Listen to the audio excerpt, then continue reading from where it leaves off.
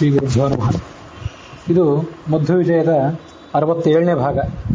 66ನೇ ಭಾಗ ಈ ಹಿಂದೆ ಕೊನೆಗೊಂಡಾಗ 12ನೇ ಸರ್ಗ ಪ್ರಾರಂಭಗೊಂಡಿತ್ತು. ಮತ್ತೆ 2 ಪದ್ಯಗಳು ಸಮಾಪ್ತಿಯನ್ನು ಕಂಡಿತ್ತು. ಮಧ್ವರಿಗೆ ವಿರೋಧಿಗಳಾದವರು ಕೆಲವರಿದ್ದರು. ಆ ವಿರೋಧಿಗಳಾದವರು ಒಂದು ಬಾರಿ ಪುಂಡರೀಕಪುರಿ ಮತ್ತು ಪದ್ಮತೀರ್ಥ ಅನ್ನುವಂಥ ಇಬ್ಬರು ಹಿರಿಯರ ನೇತೃತ್ವದಲ್ಲಿ ಕೂಡಿ ಮಧ್ವರನ್ನು ಎದುರಿಸಲಿಕ್ಕೆ ಏನು ಮಾಡಬೇಕು ಅಂತ ಒಂದು ಸಮಾಲೋಚನೆಯನ್ನು ಪ್ರಾರಂಭ ಮಾಡಿದರು ಅಂತ ನಾವು ಈ ಹಿಂದೆ ನೋಡಿದ್ವಿ.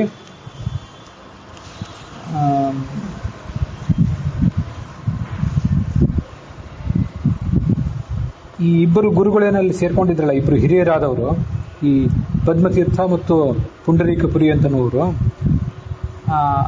ಅವರು ಅದರಲ್ಲಿ ಈ ಪದ್ಮತೀರ್ಥ ಅಂತನವರು ಶಾಕ್ತ ತಂತ್ರಜ್ಞ, ಮಾಟ ಮಂತ್ರ ಮೊದಲಾದ ವಿದ್ಯೆಗಳು ಇಂಥದನ್ನೆಲ್ಲ ಬಲ್ಲವರಾಗಿದ್ದರು ಅಂತ ಅದನ್ನು ಭಾವಪ್ರಕಾಶಕದಲ್ಲಿ ಸ್ವಯಂ ಕವಿಗಳೇ ಹೇಳ್ತಾರೆ.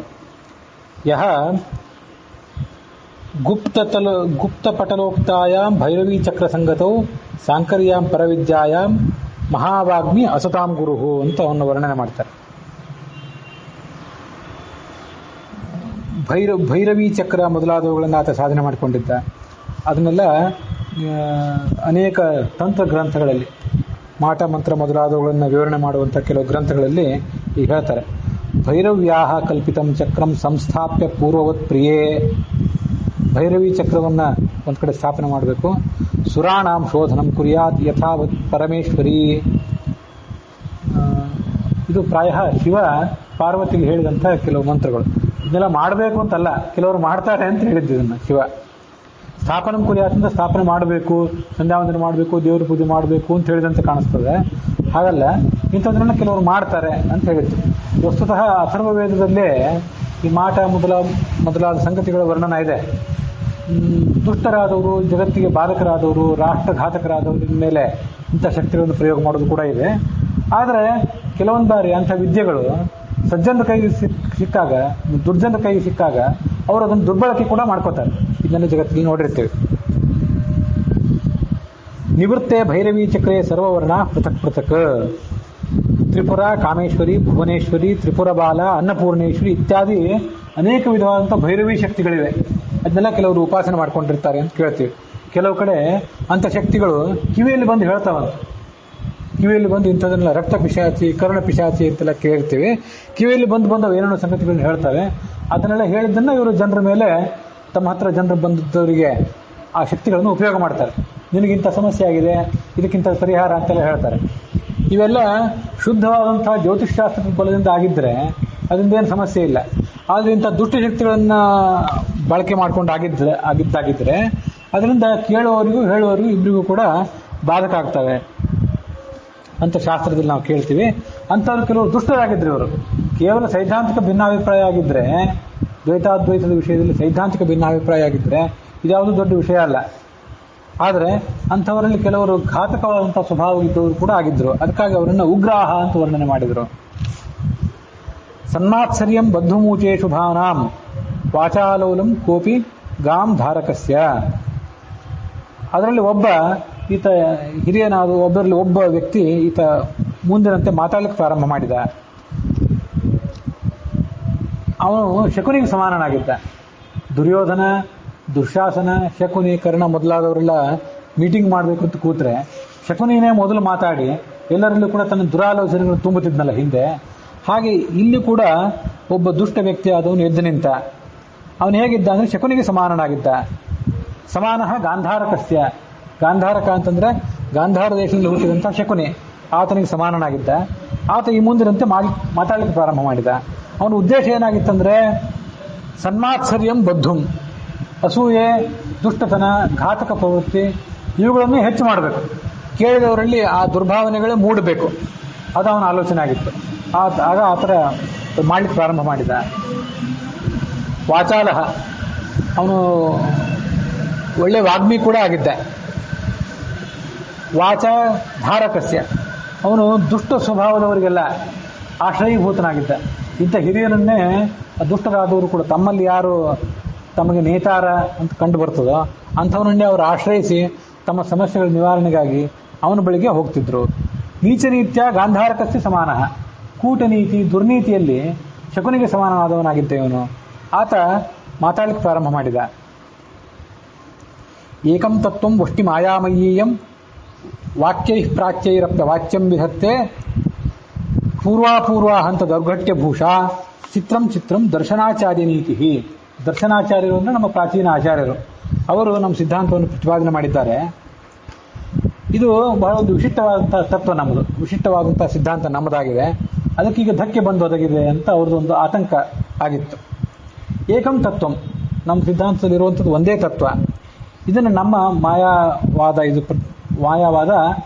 ಒಂದೇ ಒಂದಾದಂಥ ತತ್ವವನ್ನು ಪ್ರತಿಪಾದನೆ ಮಾಡ್ತಿದೆ. ವಾಕ್ಯೈಹಿ ಪ್ರಾಚ್ಯೈಹಿ ಅಪಿ ಅವಾಚ್ಯಂ, ಆ ಒಂದು ತತ್ವ ಇದೆಯಲ್ಲ ಪರಬ್ರಹ್ಮ ಅನ್ನುವ ತತ್ವ, ಅದನ್ನು ಯಾವುದರಿಂದ ತಿಳ್ಕೋಬೇಕು? ಪ್ರತ್ಯಕ್ಷದಿಂದ ತಿಳಿಬೇಕಾ? ಪ್ರತ್ಯಕ್ಷ ಅಂತೂ ಯಾವ ಅಲೌಕಿಕ ಸಂಗತಿಯನ್ನು ತಿಳಿಸಲಾರದು, ಅನುಮಾನವೂ ಕೂಡ ತಿಳಿಸಲಾರದು. ವೇದಾದ ವಾಕ್ಯಗಳನ್ನು ತಿಳ್ಕೊಳ್ಬೇಕಂತಂದ್ರೆ ಅದು ಸಾಧ್ಯ ಇಲ್ಲ. ಯಾಕೆಂತಂದ್ರೆ ಯಥೋವಾಚೋ ನಿವರ್ತಂತೆ ಅಪ್ರಾಪ್ಯ ಮನಸಾಸಹ, ಮನಸ್ಸು ಉಳಿದೆಲ್ಲ ವೇದವಾಣಿಗಳು ಇವೆಲ್ಲ ಪ್ರಮಾಣಗಳು ಸೇರಿದರೂ ಕೂಡ ಇಂಥ ಅದ್ಭುತವಾದ ತತ್ವವನ್ನು ಸರಿಯಾಗಿ ತಿಳಿಸಲಾರವು.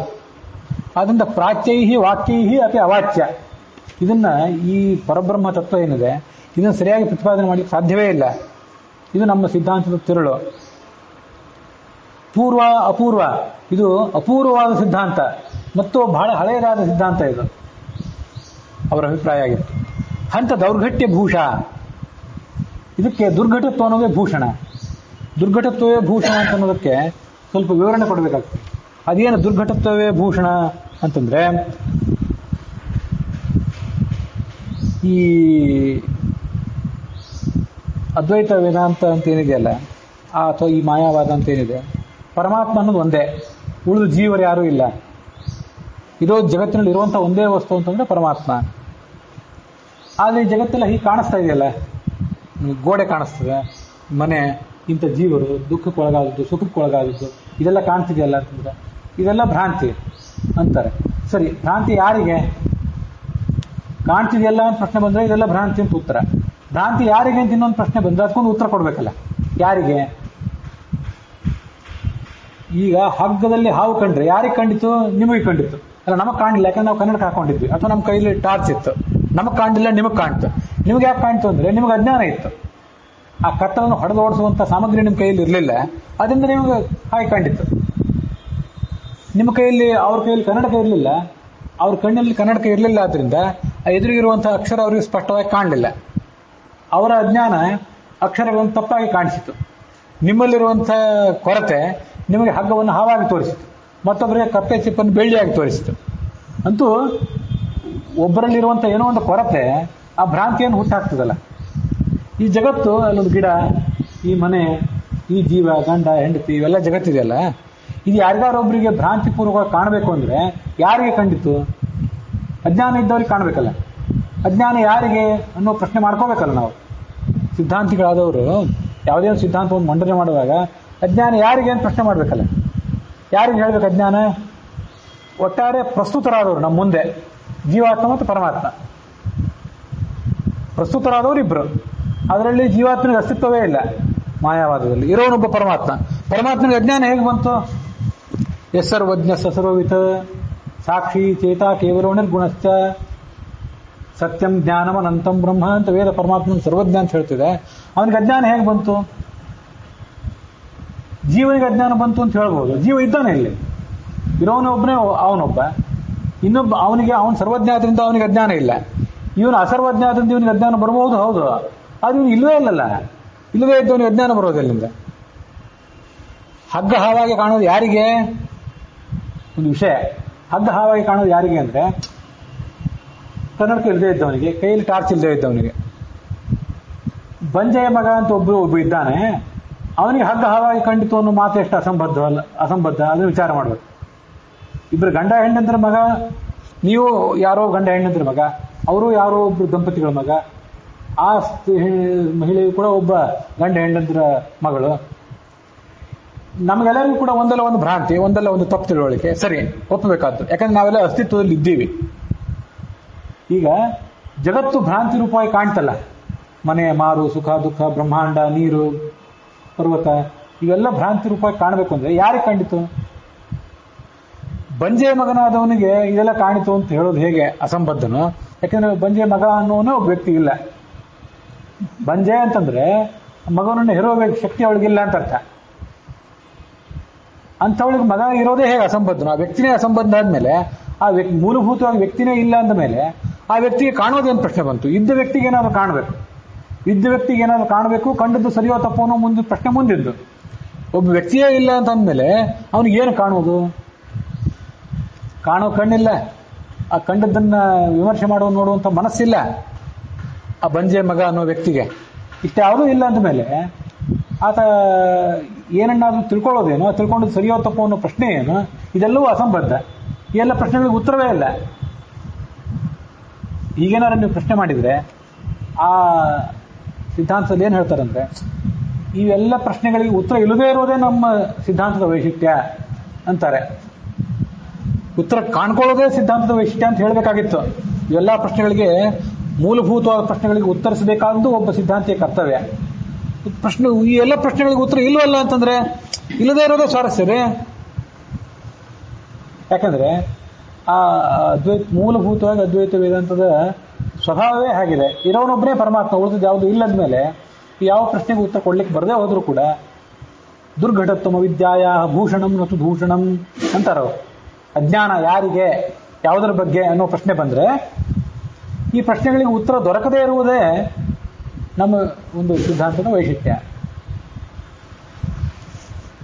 ಯಾವುದಾದ್ರೂ ಒಂದು ಯಥಾರ್ಥವಾದ ವಸ್ತು ಇದ್ರೆ ಆ ಯಥಾರ್ಥವಾದ ವಸ್ತುವಿನ ಬಗ್ಗೆ ನಾವು ಚಿಂತನೆ ಮಾಡಬೇಕು. ಅಯಥಾರ್ಥವಾದ ವಸ್ತುವಿನ ಬಗ್ಗೆ ಏನಾದರೂ ತಪ್ಪುಗಳು ಕಂಡ್ರೆ, ಅಯಥಾರ್ಥವಾದ ವಸ್ತುವಿನ ಬಗ್ಗೆ ಅಸಂಗತಿ ಕಂಡ್ರೆ ಅದೇನು ತಪ್ಪಲ್ಲ.